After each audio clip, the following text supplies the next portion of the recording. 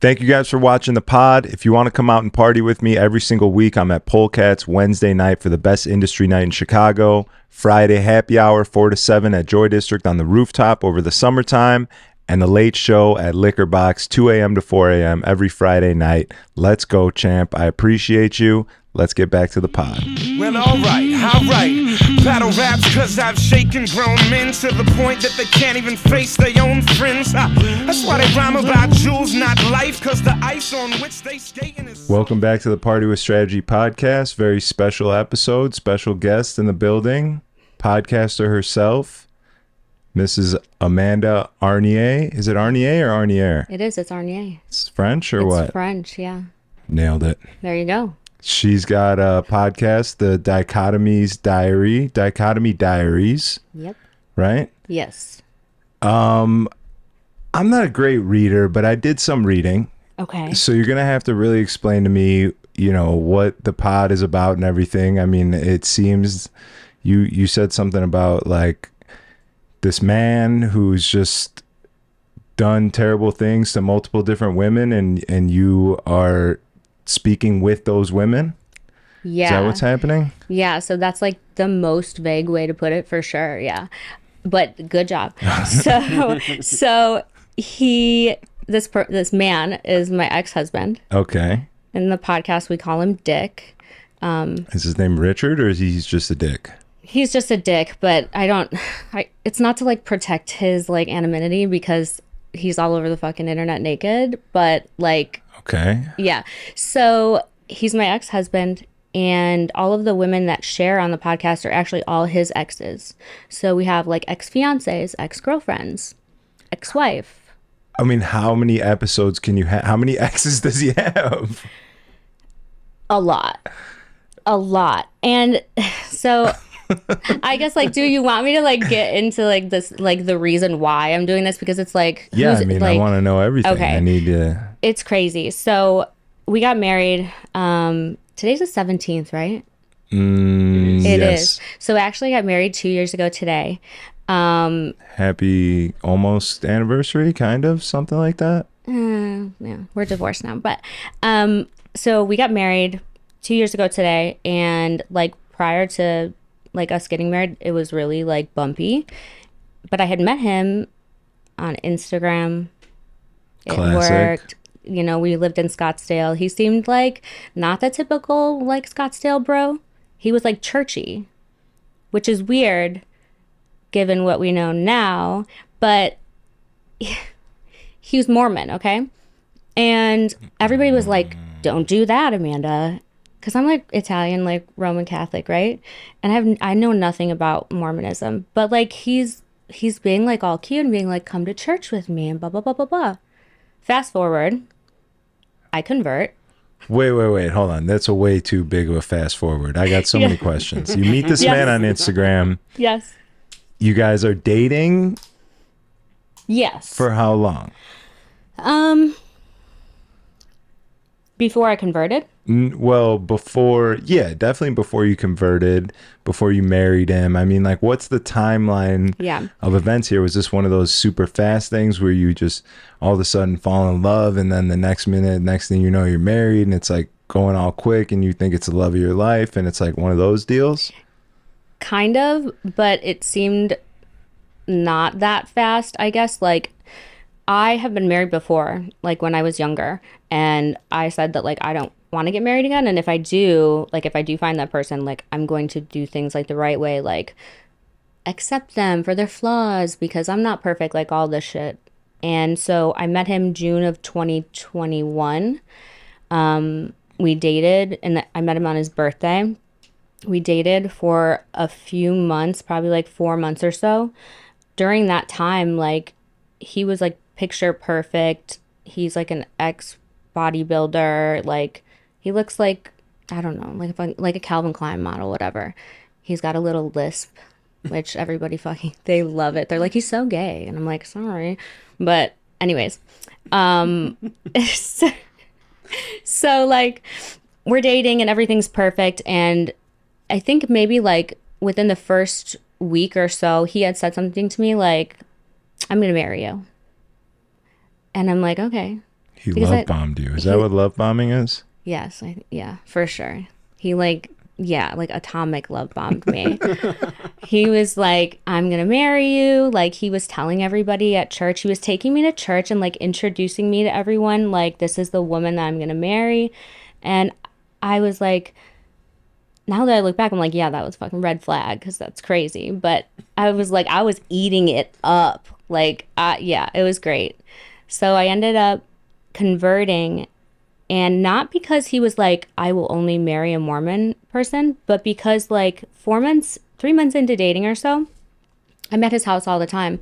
All of a sudden, like, the missionaries are like over like 3 nights a week at 5 o'clock, like in their white shirts with their tie and like their thing. And on they're their like, bikes? I don't know. They drove actually. They had like a communal like minivan that they drove around in. It was crazy. This is my first experience with anything like this at all. Yeah. And I didn't ask for it. Were you very religious before that? Like, in what you said, Catholic? I mean, I made all my sacraments. Like, I got confirmed and everything. Like, I did all of them, but I wasn't like go to church every Sunday. Okay. Catholic. Yeah. But I mean, so like believed but not devoted. For sure. Like, yeah, believed, not devoted. So again, I like didn't ask for it, and I thought it was so strange that these like little like 17-year-olds were like, hey, we're just gonna have a little chat. And I was like, you have a Bible in your hand, like, what do you want to talk about, you know? And so we would like sit down and they would like go through and read it, and it was weird for me because I felt very pressured now looking back, but like also at the same time I thought it was cute or sweet that like he wanted that for me. I was like completely fucking crazy back then. Like, this is so cute. Yeah. So 4 months in, you convert to Mormon. Yeah, they like. What does the conversion process look like for that? It's really like loose. So it's like they come to your house, have these lessons. Maybe they have to for sure do like 5. And then they ask you like a series of questions, one of which is like, do you believe in sodomy? Which I'm like, what? Like, this is That's when crazy. you put things in your butt, right? Yeah. They need you to believe in that? That wasn't a red They flag. were like, do you believe that like this is okay? And I was like, or have you ever, or something like that. And I was like, why is sodomy part of this? Like, I'm so like, yeah. So they asked me the questions. Do you believe like the Book of Mormon to like be the true word of God? And like, he's sitting next to me, and I was just like, sure. And so then we go and I get baptized, and they dunked me in this gigantic, like, it's not like Christianity. It's like a huge, like, they put you in these prison jumpsuits, all white. It's fucking weird. So culty. I mean, the whole story of Mormonism is very weird. Yeah, that it's hilarious. The South Park on that is like epic. Yeah. And it's like, it's so true though. All of that stuff, like the family being like, come over, and so nice and weird. Yeah. They're all like that. That's it's kind of scary. I feel like I have a cult person in here right now. I'm a little nervous. I mean, I'm no longer So a cult survivor? Yeah, a cult survivor. Yeah, no, I'm not. I'm no longer in the cult. Thank God. And it's funny because I really didn't have to do anything to get out of it. Like, I really think that it's a numbers game for them, because I think that how it works, I should know this, but it's like the more people you get to join the religion, like the higher you go in heaven. It's like a pyramid scheme. 1000%. Yes. But for God. Yes, but for God, right. Yeah, like, where's the ROI on this? All right, that's crazy. So you convert. Yes. You're full blown in love with this man. He's telling you he's going to marry you. You're ready to marry him. Yes. And you've done no research on him at all? You're not, see, that's like, you're not from Scottsdale, right? You're from here. I'm from here. You're living in Scottsdale. Yep, he's from Vegas. He's from Vegas. So like, you can't really even do research on someone. Like, I did. So I didn't do the research initially, it was probably the first week that I had met him, and I'm driving home. He had to go to Las Vegas because what he said he did as a profession was like sell life insurance. Like, you know, the like Family First Life or all of those like pyramid scheme life insurance things. Okay, I have to go meet a client in Vegas. Okay, fine. I'm driving home and I get a FaceTime call from two of my girlfriends like at the same time, which I thought was like, this is sketch a little bit.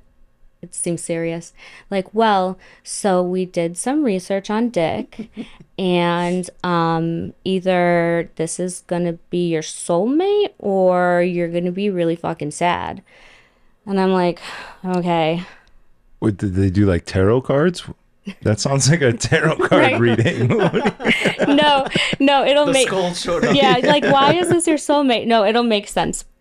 So they looked him up, and what they found basically was like just a vat of like online sex work, like just dating back like 10 years.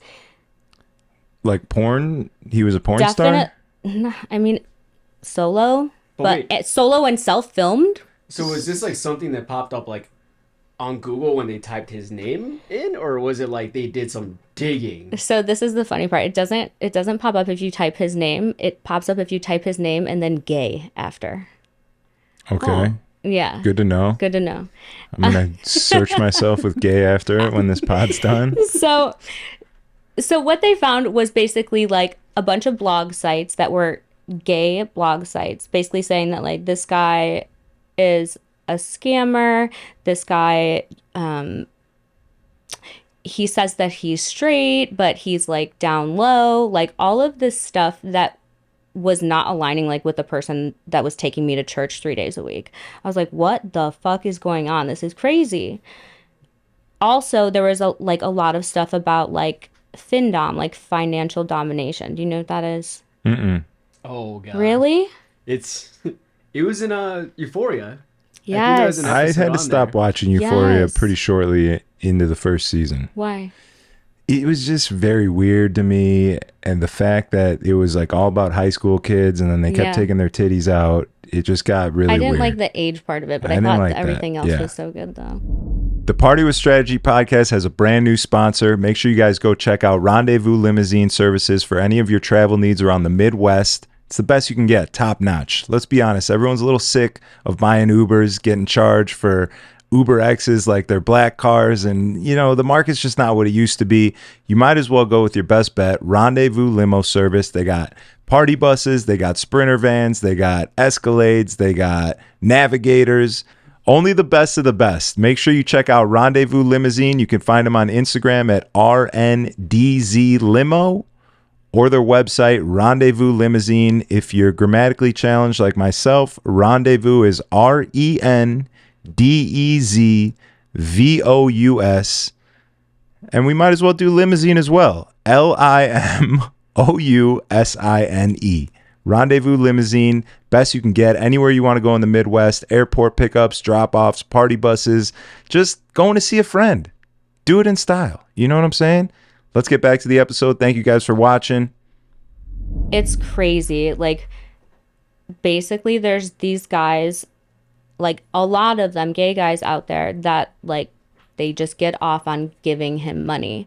And some of it is like in exchange for nude videos, jerking off videos, whatever. But some of it is like he's like the alpha or the master and they're like the sub, and it's like their duty to like daily pay him. Like it's so homophobic and horrible, but like the whole world, like the whole like gay online Findom sex world is so cruel that like these guys pay him money because they're gay, and they call it like a tax. Tax is fire. I don't like saying that word. Like but literally that's what they call it. And I'm not saying that like there's 10 of these people that he finds. There's like thousands of them. And they seek him out because he's muscular and they want to like worship him and all of this shit. And he just rakes in the money constantly from all these people that are like, I'm so sorry that I'm gay. Oh, you're so much better and straight. Like, no joke. Okay. All right. So you find this, your girls bring this information to you at the time. Do you know what Findom is prior, or are you like looking at it and you're like, what the hell is this? Oh, no, I knew what it was. So how did that not scare you away? This is like red flag 17. Right. Okay. So, but remember how they said this could be your soulmate or you're going to be devastated? Yeah. So the fact that like these are my best friends and they know me through and through, like they know about my past and they know like the crazy shit that I've done. In the past, I was on seeking arrangement for a little while, like after, like when I was 21 or whatever. So ridiculous. That turned, like seeking arrangement is like a gateway drug to Findom, because like sugar dating, nobody wants to like actually hang out with the old guys or whatever. So the next best thing is to like do it online and just like dehumanize people verbally to get them to like give you money. And so like I hated that, but I did that for a little bit, like with straight guys that wanted that. They were like, you know, like beta males that wanted, you know, you to like step on them with their high heels, but not in real life. Virtually. You know what I'm saying? Like, I don't know how to explain it without like reading, you know what I mean? Like, Well, we but could these read people, do you have some texts you want to read, or? oh God, I probably have so many, but they're literally, these people would be like, will you just tell me, like, I want you to use me like a human toilet, blah, blah, blah. And I'm over here like eating French fries, just like laughing my ass off. Yeah. They're jerking off. And I'm like, this is the dynamic of this is so crazy. But then at the end, you'd get like, I don't know, $500. Yeah. Okay. Not a bad gig. It's, you know, just sell your soul for $500. But so, yeah, I don't do that anymore. Like, that was very short-lived because I think that you have to, like, actually hate men to be successful in that. And, like, I don't. Like, I don't like doing the whole, like, dehumanizing degradation thing. It's not my thing. So, but that's why they said that, because they're like, Amanda, like, you did Findom. You know that life. You did the sugar dating thing. You know that life. Well, here he is. And they're like basically saying like, okay, you guys have something like very like dark and like deep in common. And it seems like he's on the other side of it, just like you. That's in his past. That's in his past. And so I saw all this information. I was like super alarmed about the gay stuff, like for real. Like, I was like, what the fuck? Because you didn't want AIDS. Yeah, I was like, I don't want AIDS. Like, right. Shit. So I actually have a lot of gay uncles. I have like 5 gay uncles in my family. And so I called one of them and I was like, so theoretically, like if someone does gay stuff, like a lot on the internet, like, do you think that there's a possibility they could like remain straight after that? Or like, and I'm telling him about dick and all this stuff. And he was like, maybe he's bi. And like, well, how do you feel about that? And I was like, I don't know how like, this is all like new territory for me. But I was just being like open and like leading with openness because I was dumb. And so he got back from Vegas and I confronted him about it.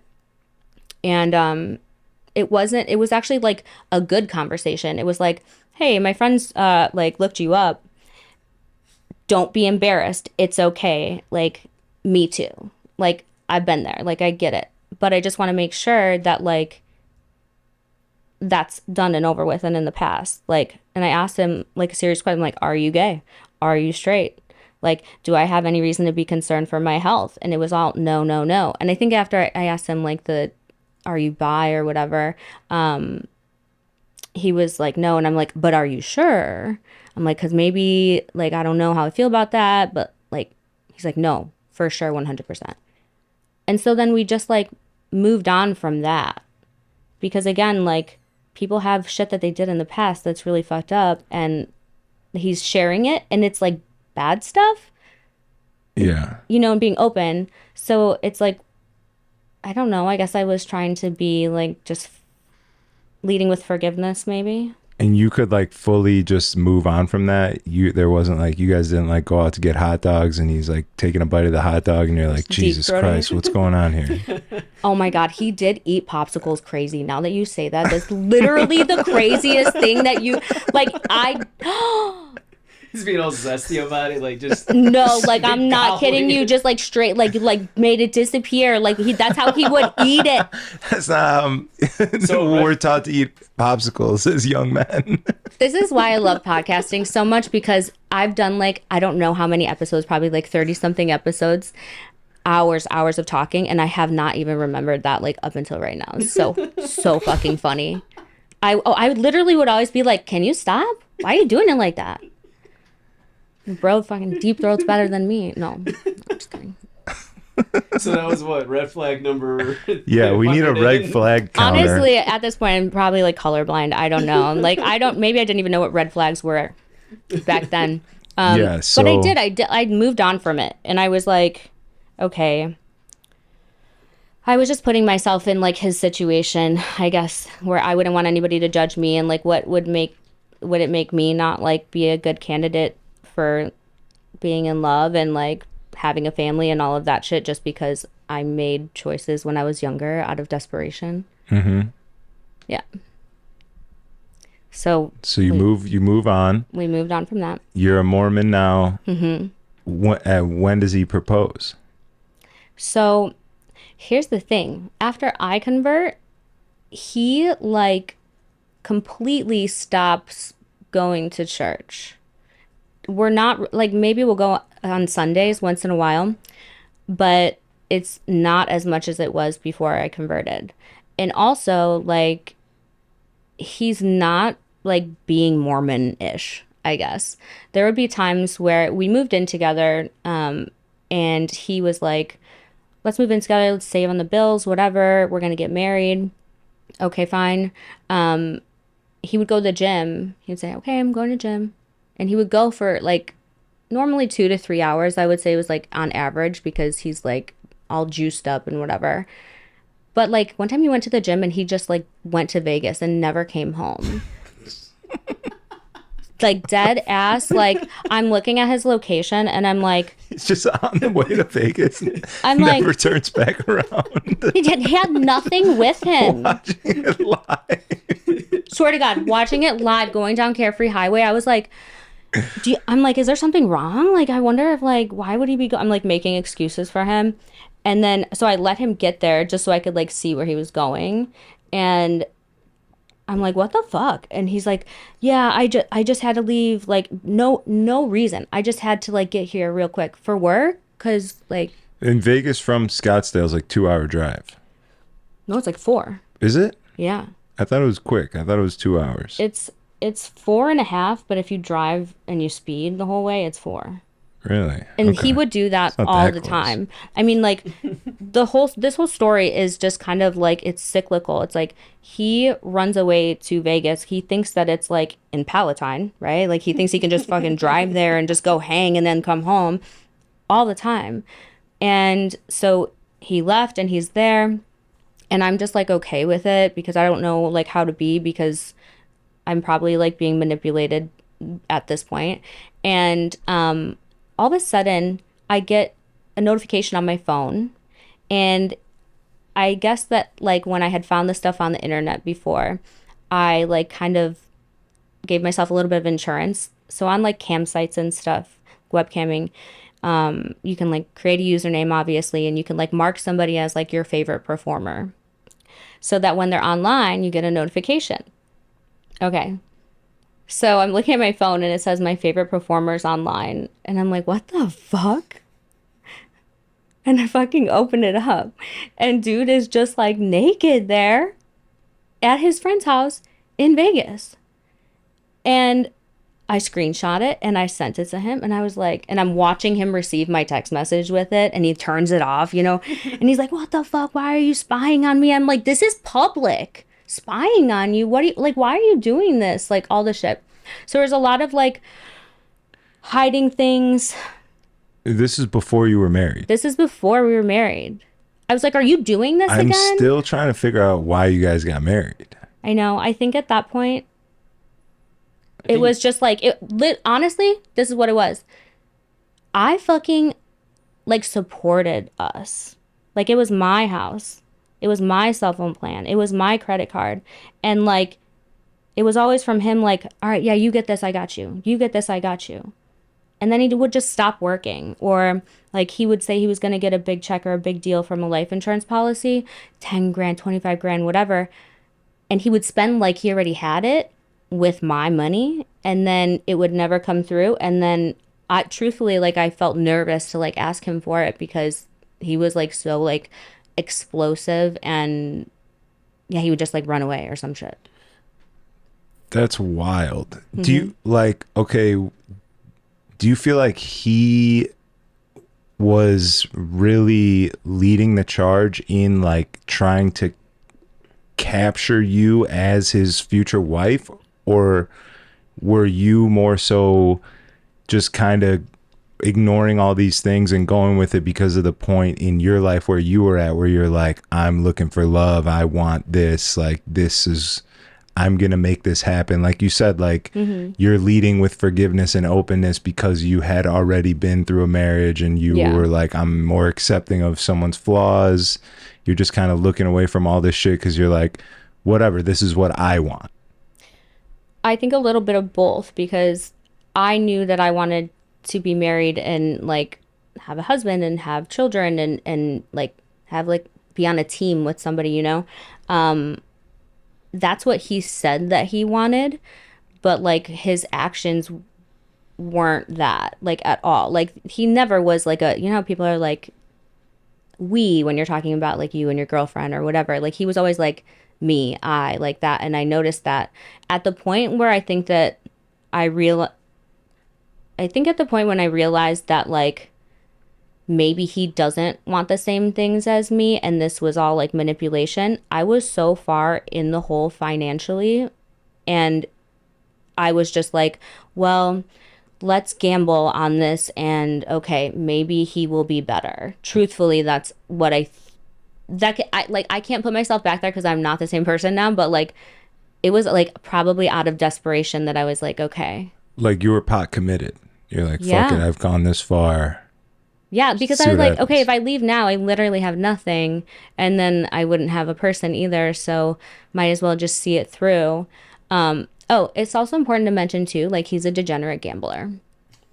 Yeah, there's so many fucking pieces of this, like it's hard to like get it in like one sitting like this, but that's super important, and I didn't know about that until we had gotten our first place together, and I like started finding like FanDuel receipts, and like motherfucker isn't paying his part of the cell phone bill, but I'm finding big ass receipts for like 17 grand for like parlays and stuff. And like at that point I didn't know like what sports betting was because it was relatively new in Arizona. And like here too, I don't feel like we gamble like back. I didn't grow up with gambling, so I didn't know like how bad of a problem it could be. So fucking naive. That's like the most naive thing of this whole, like, he is such a bad gambler. He has won like 40 grand sitting next to me and lost it in 15 minutes on his phone multiple times.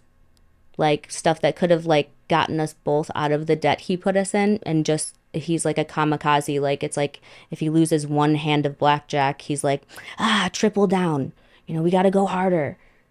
And then like that's like, you know, my retirement or something. Yeah, that's fucked.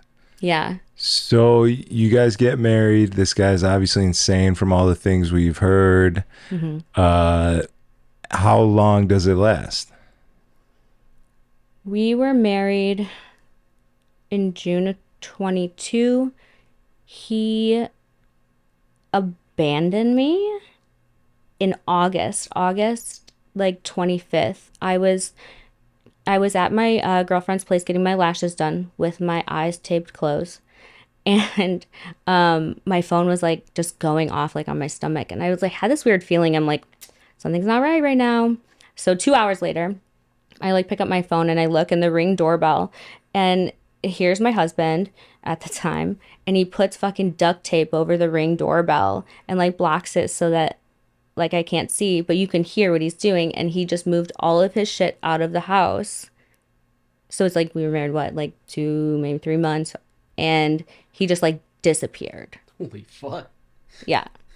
He like I was like, oh my God, this is so crazy. Like, what is going on? So at this point, financial picture, he we're probably late like a month on rent. He hasn't paid me for the other bills. I'm working, but now I'm like fucking devastated. I'm like laying in bed, like I'm like I can't work, you know. So I had to take time from work.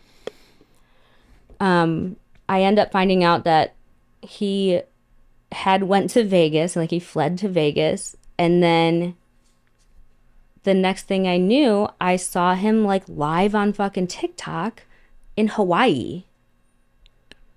And like on a balcony, just like living it up, like For a guy who doesn't want to be spied on, I mean, he sounds like he's like very on public places wanting to be caught. Yeah, well, he's like, I don't like using the term narcissist because it's all over social media. Like everybody's a narcissist. Most people are not. They're just assholes and they like to look at themselves, you know? But he for sure was like, he wanted to show off being there. And I don't think that, I don't know, maybe he thought he blocked me or something because he had blocked me on a lot of stuff, but not TikTok because he's stupid. So I find out that he is in Hawaii with like, he has a sugar daddy there. And like his sugar daddy is putting him up at a Marriott in Hawaii for I think he was there for like a week. And he had unblocked me and was like, I'm so sorry. I'm having a really hard time. I don't know if I want to be married. I hate living in Phoenix. Like all of this stuff that like, I was like, okay, well, like, thanks for telling me now when you're gone. Like we could have talked about this before. Kind of fast forward, he ends up coming home and he came home like on the stipulation that we would move to Vegas. And that was like kind of a thing that I had put out there because I was like thinking, I'm like, okay, if he keeps running away to Vegas, like, doesn't it make sense just to go there, like just to move there? Like he must like being there. Like maybe he's not running away from me, maybe and running to Vegas. You know what I mean? Yeah. I mean, I know what you're saying. So like I was like, do you want to live but- there? I don't want to fucking live in Vegas. But I was like, we're married now, 50-50. Like sometimes I have to give more or all the time, you know? That's fucking nuts. Yeah. So, I mean, yeah, there's so much in between all of this, but we do end up moving to Las Vegas. And we got an apartment and Wait, what? All this shit he moved out, covered the Ring camera, moved all of his shit out. He's in Hawaii. Where's all his shit? so he took like his clothes. He left like all of like the furniture, basically everything that was in the house. Like I had really nice furniture I lived there for 10 years. So I had like a bunch of really nice shit. So he said that he didn't have any money and that's why he left because he was embarrassed that he couldn't provide. Well, I have my part of the money for our bills, but I don't have enough to like cover like the debt and your portion. So what I ended up doing was I ended up like basically doing an estate sale of like our whole house and like made, I don't know, like probably 11, 12 grand. And then he came back, I had money and I was like, okay, because I needed to do something while he was gone because I was driving myself crazy. I'm like, this is insane. And I was like, all right, like, let's go. And so we get to Vegas with no furniture, like with nothing, with just money. And he's like, we're going to make it work now that I'm here. Thank you guys for watching. Don't forget to subscribe to the channel. Help us out a little bit. Algorithm activating activity. That's what we appreciate. Drop a little comment, like, subscribe, all that good stuff. Thank you again. Let's get back to the show. I think that the further along the relationship progressed and like definitely after we got married, that I was like so starved for like love and attention and like anything nice, like for real. Like he never like Christmas, birthdays, like did not get me anything. Like he would make like days that were important to me like super shitty.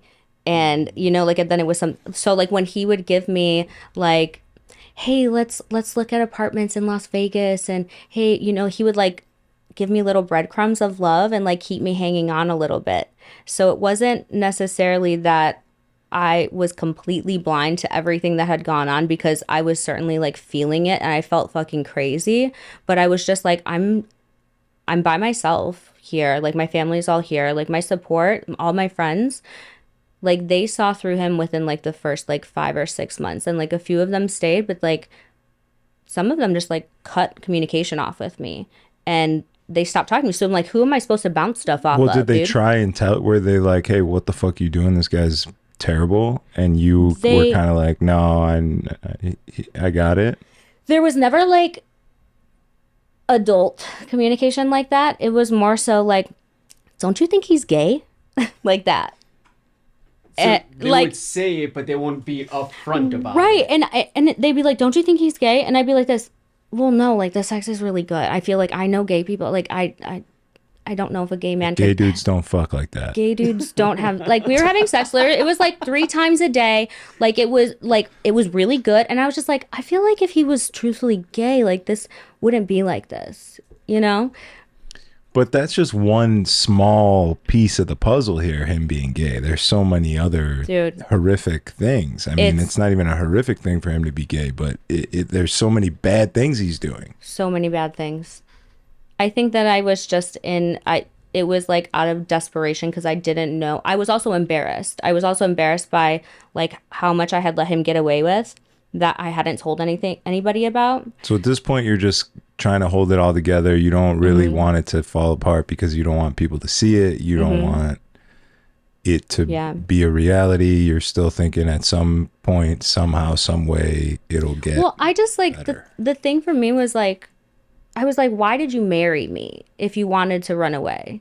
And we would have conversations where he would like open up and he would be like, I feel like there's 2 sides of me, you know, like he would be like, it's so easy for me to be his online persona. The name is Brett Michaels, Mycles. That's his like alter ego. Hopefully He's like, we it's have- so easy to be Brett Michaels. He's like, it's not easy to be Dick. And he's like, but I want to be Dick.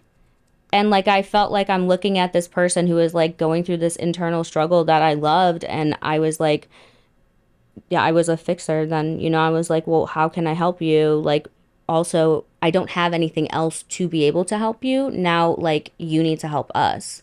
And so he would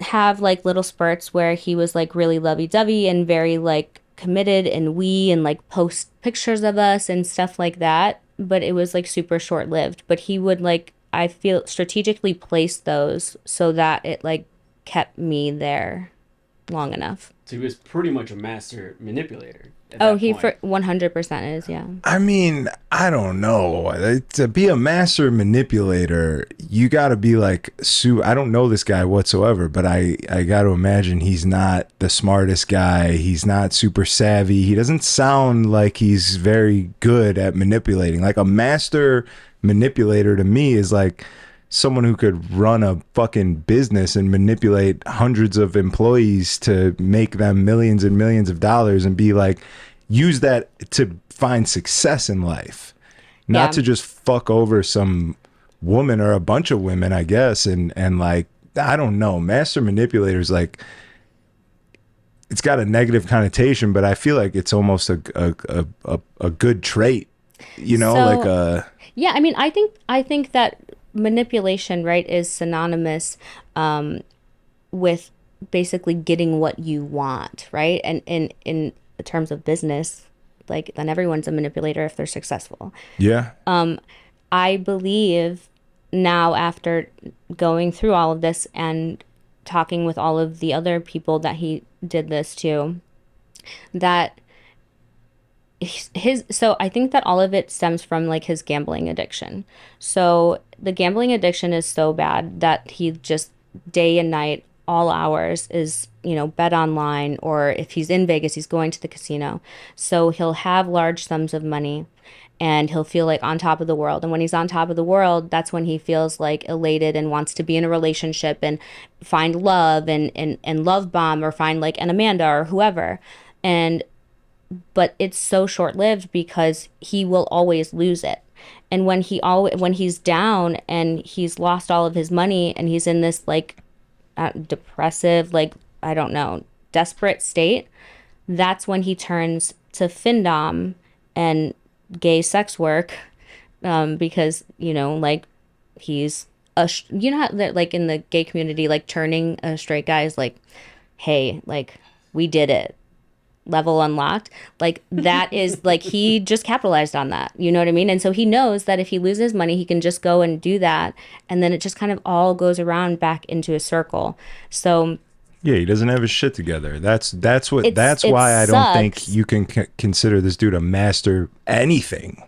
I don't think think he's a master at anything. I think that he actually, so what he is actually like kind of a savant at is like sports statistics, like for real. Not if he loses all his money doing 100%, it. but he could 0% chance he's a savant. He is on, I know for a fact, like he's on the spectrum for sure. Like now that I look back at it, and it's definitely more towards autism, not Asperger's. Like he's not Elon Musk spectrum. He's the other way. But in the way of like, you know how there's that video where it's like they fly that autistic kid over New York City and he comes back and he fucking draws it with a pencil just from seeing it. I remember that. Yeah, like that's like him, but with like sports statistics. I find Like it hard to believe guy- if he loses all his money doing it. Maybe he just gets some numbers wrong. He's like, But he's I got mean, the right like, numbers, do you know anybody who is seriously like has gone to Gamblers Anonymous that is a good gambler? No, there's no. Right, but that's what I'm saying. Like he knows these things, but it doesn't matter because if he wins $50,000 and he won it betting, $500. Now that he has 50, he's betting 5,000 because True. that's how it levels up. I mean, yes, the addiction. You know? You're right. He could have a good grasp on statistics, but the addiction itself is what ruins it. Yeah, that's really kind of what I chalk it up to, and So it's like high risk, high reward every single time. every single thing that he has done for a profession has been like high risk, like 100% commission sales jobs, like with the life insurance. Yeah. The gambling, like he was actively like doing steroids like all the time. Like he's just, yeah. So does this guy know you have a podcast dedicated to how terrible of a human he is? Yeah, he does. Okay. All right, good. He actually the last time I spoke with him, and this is just But you haven't had him on though, right? Like there's like no. He or asked me though. Okay. I was like, "Are you?" We'll have him on. I'm like, "This is fucking crazy." Like, truthfully, when he asked me, "Well, when are you gonna when do you want me to be a guest?" And I was like, "Have you never listened to it? Like, have you?" Because I thought that he was too vain. I thought that he would listen to it, he would tell everyone, "Don't fucking do it," and then like right before he goes to the gym, put it on and just like beat his chest because that's what he does, and like just hype himself up like with the hate. Apparently not, because like only about like a month ago he sent me a text and he was like, "I can't fucking believe this shit, Sergeant Steroids, Cream Pie Confessions, Amanda," like the names of my episodes, and he's like, "This is trash." And I was like, "Wait, but you said like," he asked me to do like consulting, like project work for him after being divorced because he's crazy. And he's like, "You have a very successful podcast. Like, I would love for you to help me." And I was like, "Wow, you really don't know what it's about, huh? This is crazy." So when I started having his exes on there, I think that's when he started listening because. So just. Well, hold on. I got some more questions. Hold on. You're married in June 2022. Yep. When are you divorced? On my birthday this year, February 8th. Oh, so this is pretty recent. Pretty recent that we're divorced, but like So when did it really end? 3 months in, no, so he left me, but he came back and then we moved to Las Vegas and we're living in Las Vegas and things were seemingly okay. He was happier. He was around his friends. He was making money at the time. He had stopped doing life insurance, and he basically was doing like camming and stuff, and we had a sit-down conversation, and I was like, "Listen, if you're doing this stuff like online and this is all virtual, I already knew that you did it. It's already out there. If you think that you can make a lot of money and it's like less like legwork for you to do, like we need to get out of the hole, like go ahead and do it. It's easy for you." Again, being naive because I didn't understand that if you do the online camming, OnlyFans, all of that shit, there's always going to be people that'll be like, hey, fly out to Hawaii for 25 grand. Mm-hmm.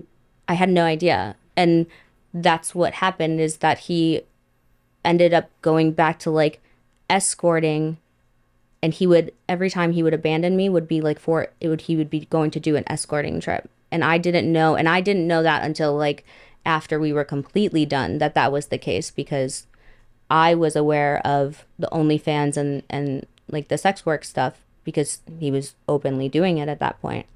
When we moved to Las Vegas. You thought he was getting you guys out of the hole. He was just getting it in the hole. Yes. 100%. He's a bottom. 100%. Sorry, I just had to get that in there.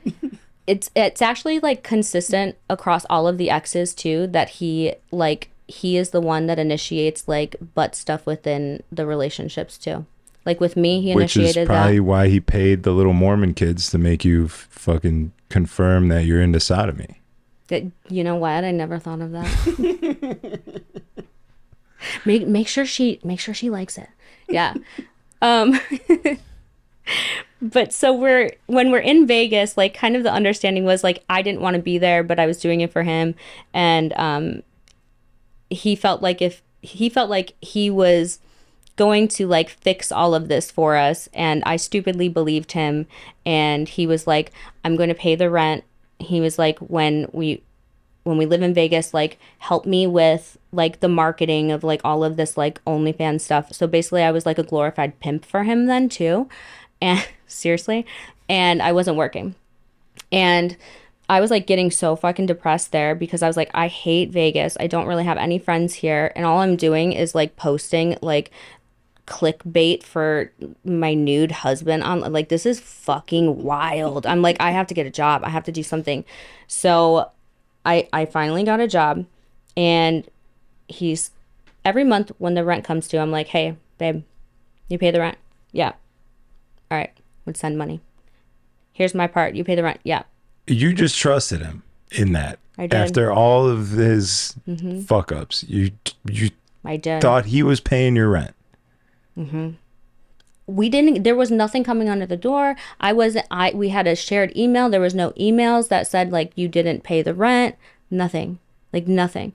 So literally on Easter Day, okay, we're leaving to go to church. And at this time we weren't going to Mormon church, but I want to go to church. So I'm like, come to Catholic church with me. Like, let's go. We're all dressed up, and there's a knock on the door. Like, it's Sunday. And I'm like, that's weird. And so they slip something under, and it's like, you're getting evicted tomorrow, and because you haven't paid rent in 4 months. Jesus. So we moved in October, I think like the end of October. So I guess he paid like November and December, but January, like, just stopped paying. So I'm like, oh my fucking God, like, this is crazy. Like, I've never been in a situation where I was like not paying my bills long enough for something like that to happen, especially not rent. So I didn't know what like the paperwork I was looking at meant. Like, did it mean they were gonna lock up my place like with my shit if I left? Or so I'm like, what is this? Like, what do you mean? Like, this, you didn't pay the rent? And he's like, no, I didn't think it was fair. And I was like, what do you mean? He's like, well, you're not working, so why should I have to pay? I'm like, you fucking told me not to work, and now you're not gonna pay not even your part? Like, and he's like, yeah, it's just not fair. And he's like, oh, and I want a divorce on Easter, my favorite holiday, literally my favorite holiday. Just piles it on. And I was like, and there's so many pieces. Like listeners just have to go and listen to the podcast, because like what I'm giving you is seriously 10% of it, because he had his car repossessed like 2 months prior, so he didn't have a car. Dude takes off on foot on Easter. That's how he was abandoning me, on foot. He just ran away. Foot patrol. You know where he went? To the gas station to play slots. I mean, none of this shocks me. After like the first 3 things you told me, there's nothing more that you could tell me that's shocking.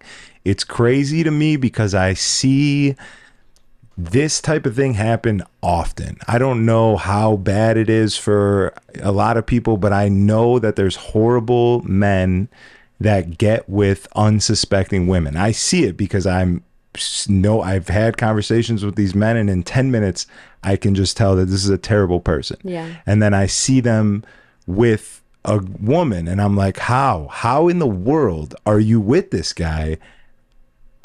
What would make anybody be with this guy? I can see in 10 minutes. I know. And it's crazy because women can sense desperation and like neediness Yeah. very easily.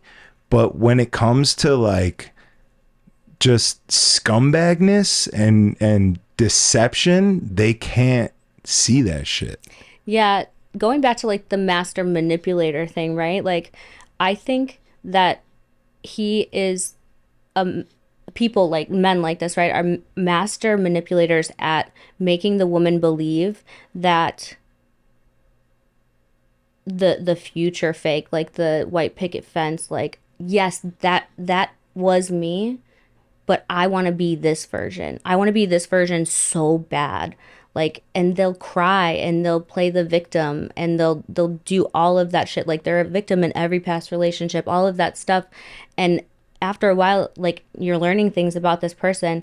You're like, oh, like, they're driven. They want to be better. That's the master manipulation part of it, because it's like they lay on so much, like, on you, that it's almost like impossible to see, like, okay, wait, but you are that person though, right in front of me. You could see it, but you're also not getting an earful and a vag full, and like you're I'm definitely not getting a vag yeah, full, not getting a that's vag for full. sure. You're just like, it is laid on thick. It's crazy to me. It's mind-blowing. Yeah. But just for the sake of time, obviously, if you want to know all of the details and how insane this man is, listen to her podcast. But I want to know, at what point did you start? What point did it really end and you're finally out of the hypnosis or whatever it is that this man had you in, and you start to find other women that he did this to? Yeah. So it was probably like a year ago. Oh, it was EDC time last year. We had gotten evicted. My dad came and rescued us, and we moved back to Illinois together. Like, and he was, Dick made the vow, like, we're gonna go to therapy. So we're there, not paying rent. And one day I'm outside and I come back inside. He was supposed to be working, come back inside, he's gone. He just like abandoned me at my dad's house. So that was like the last time, I think. So that was is EDC like end of April or May? I don't know. Of 2024. Of 2023. 2023, okay. Last summer. And he was gone, but he was still communicating with me, and he was making the abandonment seem like, I can't make money in Illinois. I need to get us out of this hole. Like, he was being very like manipulative about the reason why he left. Like, I have to go to Vegas because I can make money in Vegas, blah, blah, blah. I'm going to come back. I love you. All this shit. And then, yeah, he just kept that up for like weeks and weeks. He would say he would get a ticket and he would never come home. And at one point, like, I was just at like my lowest of lows, and I was like, what the fuck? What can I do to, like, I don't trust myself to like not go back to him, like, because I don't know, like, it was just like an addiction or whatever. And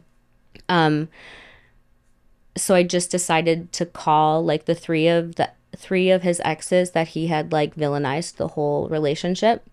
And when I did, like, I found out that like the story he told me about, like his ex-wife, he has a daughter, right?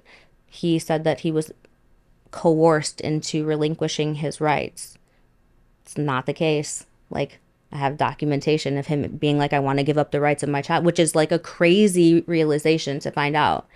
And then the other ones, he abandoned all of them in the same way, but the story and what he puts out there is they stole all of his things, took all of his money, and abandoned him. And the more that I started talking to these three women, this first woman would tell me about three more. And then the second one would tell me about three more. And then the third one, three more.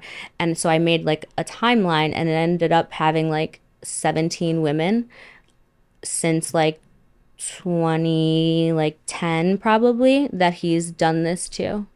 Were any of them like concurrent at the same time? Like while you Oh, yeah. was with one, he was Yeah. doing it with the other at the same time? There was a woman that he actually proposed to and brought to our church literally the month that we met. Holy fuck. Yeah, so like we met June 23rd. He like proposed to her like 2 weeks earlier and had told like everyone at church, I'm going to marry this person. She just said no. Like that's the difference. And all the same things. So the gambling, the abandonment, the not being upfront about the online gay shit, liking butt stuff a lot. Like, yeah. Did you ever have to put a strap-on on and fuck him in his butt? So you say it like I was forced, like with a gun to, like I did do that. Yeah. I wasn't forced to do it. Like, yeah. You enjoyed that. You did that for you. I did it for him. It really doesn't give you that much. No, but it was kind of one of those things where you're like, I mean, he sounds like a piece of shit. You're had to so have masculine all the time. Like, okay, look at you taking that though. Yeah, you had to have been back there like, yeah, fuck you. This is for the fucking money you fucking lost us. God damn it. Retribution in some sort of way. Fucking dead. Oh my God. But you keep. Do you think that this man is like out to take advantage of people, like consciously, thoughtfully? Do you think that that's what goes through his mind? Like, I am going to fuck this woman over to keep feeding my addiction, or is that just him, who he is? He doesn't even think that that's what he's doing. He's just doing it. Like, that's just who he is and what he does. And it's not necessarily malicious, but it's just unfortunate. No, unfortunate. Yes. After like unpacking it, all of my shit, and then talking to all the other women, right, and like therapists and stuff like that, I think that if you say that he's like a sociopath and he just has no sense of reality, and he doesn't understand anybody's emotions, and that he's taking advantage of people, and like, yeah, he has this dream that he can never quite get, like not being successful, not having a successful marriage or children or anything like that. That's like taking accountability, like completely away from him, responsibility for everything that he's done.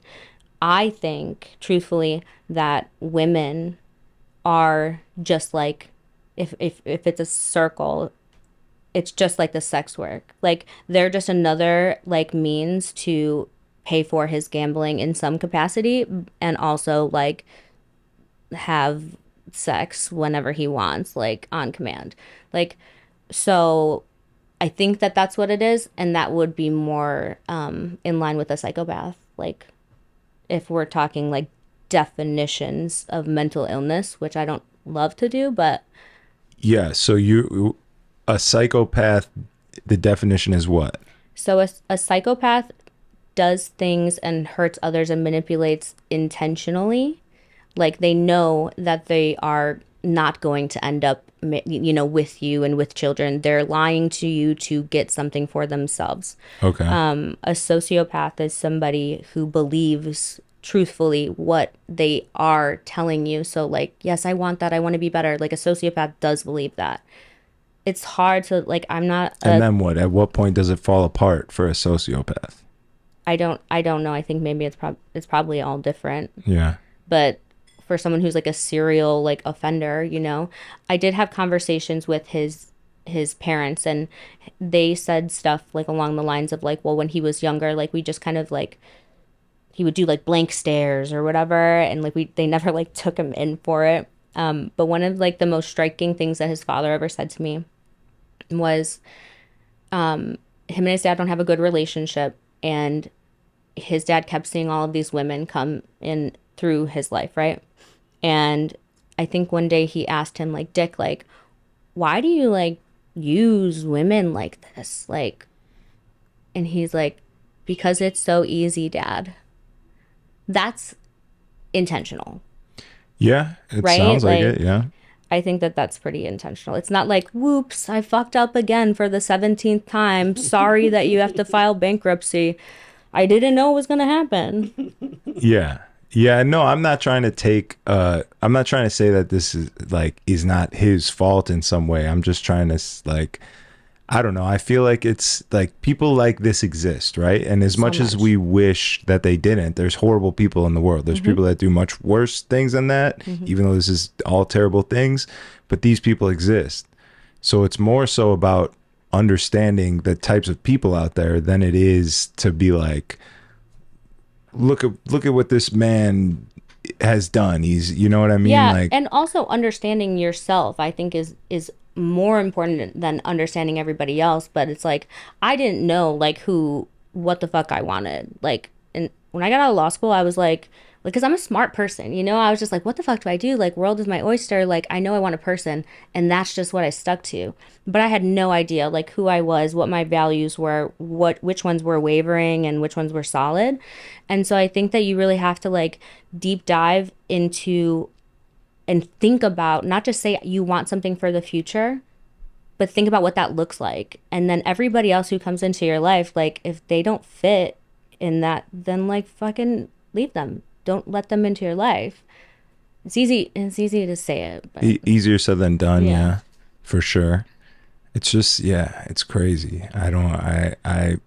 It's such a tough concept for me to wrap my mind around. It's always been that way. Like women that get abused and stay with the person and keep getting beat up. And like, I'm like, I don't understand. Why are you not leaving? I don't get it.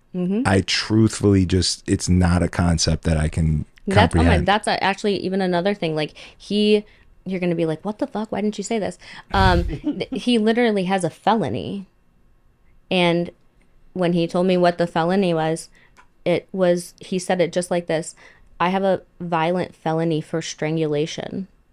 And it was from the first girl that I interviewed on the podcast, and hearing her version of actually what happened and what happened to her, like physically how much he hurt her versus what he tells everyone and what his whole family also tells everyone is night and day. And it's so crazy.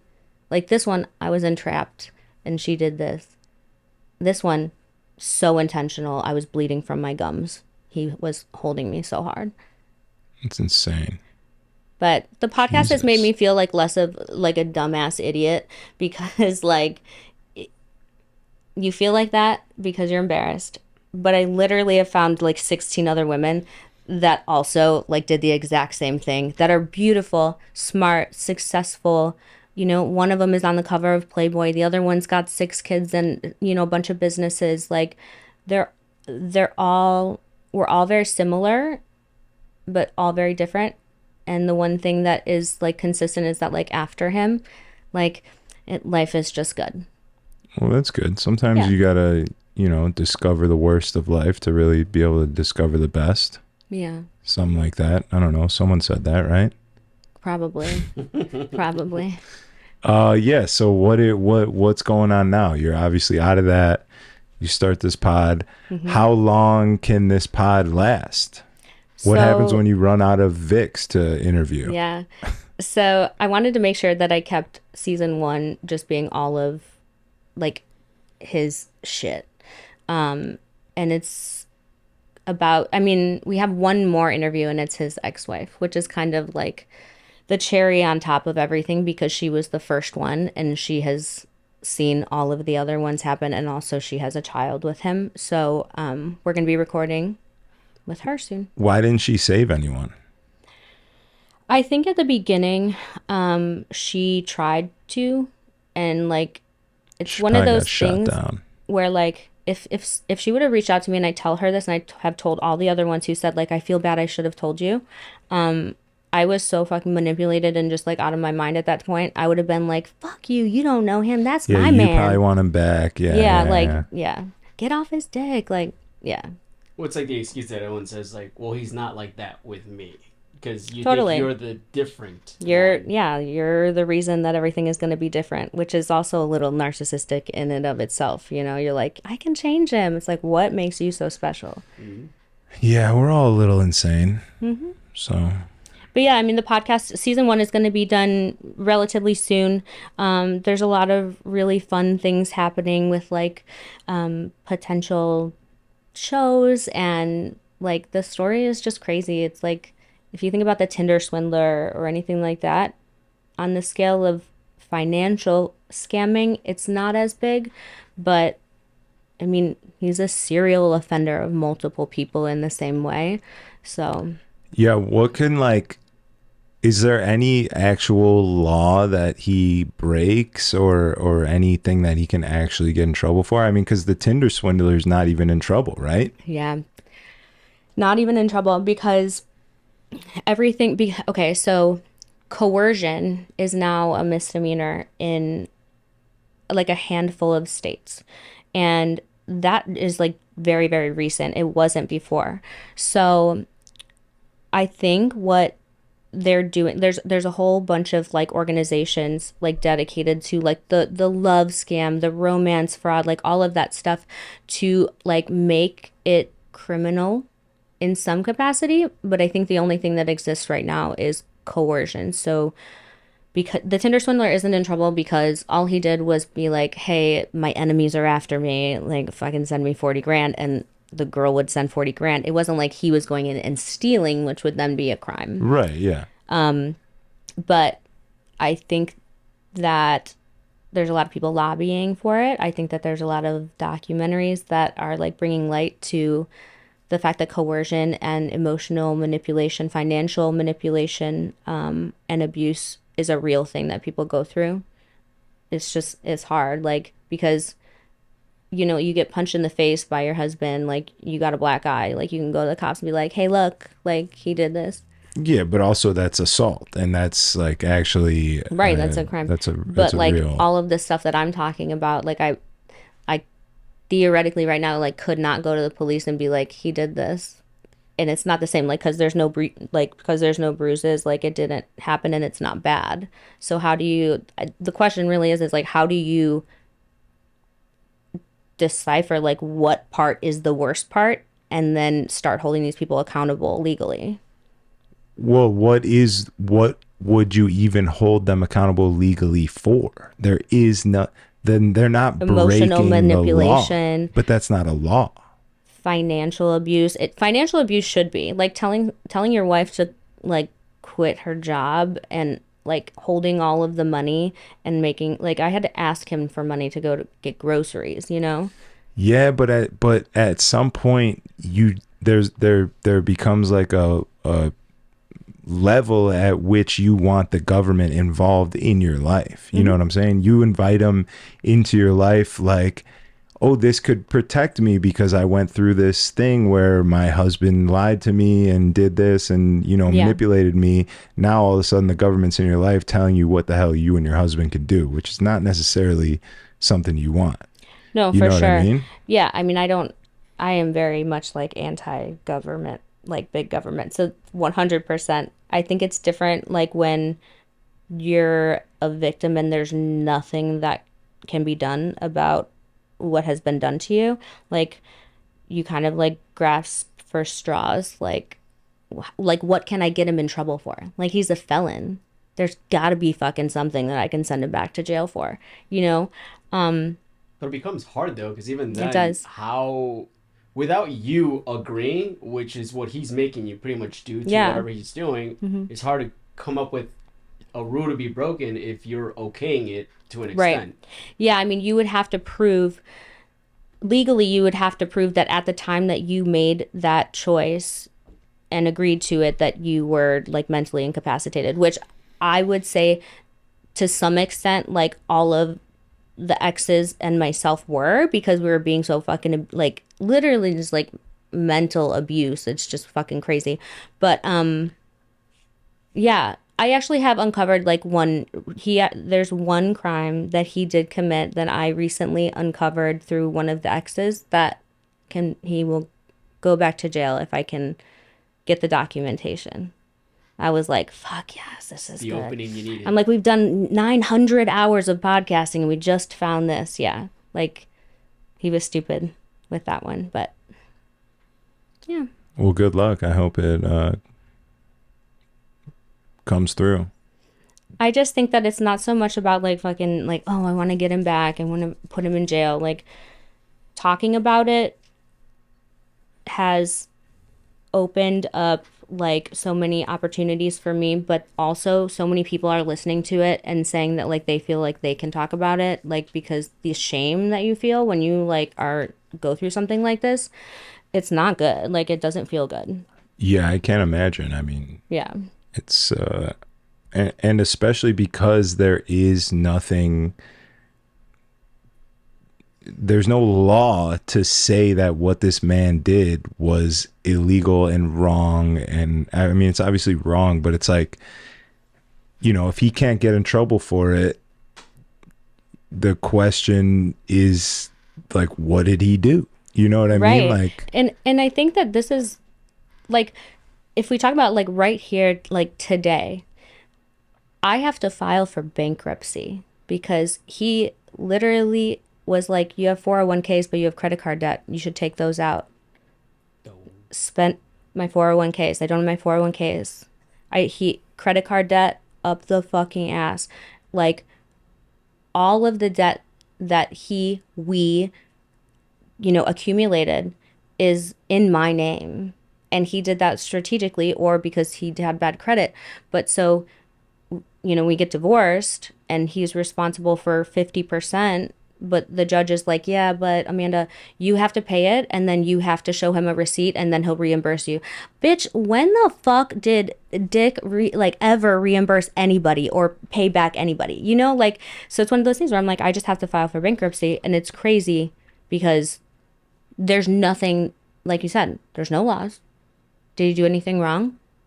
Socially, morally. That's what I'm saying. That's like the most embarrassing thing, right? That I'm trying to like feel for you is like, it would be very tough to admit to all this because you're just really admitting like, I fucked up by letting it happen. Totally. You know? Yeah. It's accountability and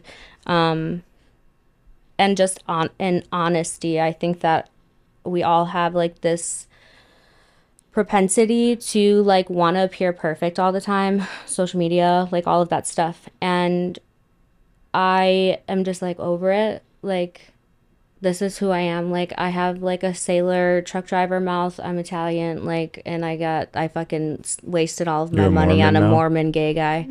Like this is sounds like a good movie. Like you know, 100%, right? But yeah, I just had to be more open and transparent because I was just like treading water with like my life. And now I get to help people too, which I think is actually like what I'm supposed to do. Like I've helped a lot of people and that feels good.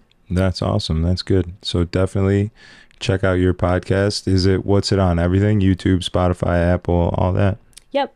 The Dichotamy Diaries. I post on Instagram like the most probably. Website is just thedichotomydiaries.com. Tight. Yeah. All right. Well, thanks for joining us. Is there anything else you wanted to touch on? Any more dick talk? No, I don't. I was trying to think of like one last bomb, but no, you just have to go listen. There's so many fantastic things where you hear it and you're like, what the fuck? So thank you for having me. It's been fantastic. Yeah, for sure. Thanks for coming. Thank you guys for watching. We'll see you next time. If you're on YouTube, subscribe to the channel, like the video, drop a comment. Algorithm activating activity. That's what we like to see here. We'll see you next time. Peace. Well, alright. Battle raps cause I've shaken grown men to the point that they can't even face their own friends. That's why they rhyme about jewels, not life, cause the ice on which they skating is so thin. That's what I love about the human soul. It'll usually show when the truth ain't told. Use a lie.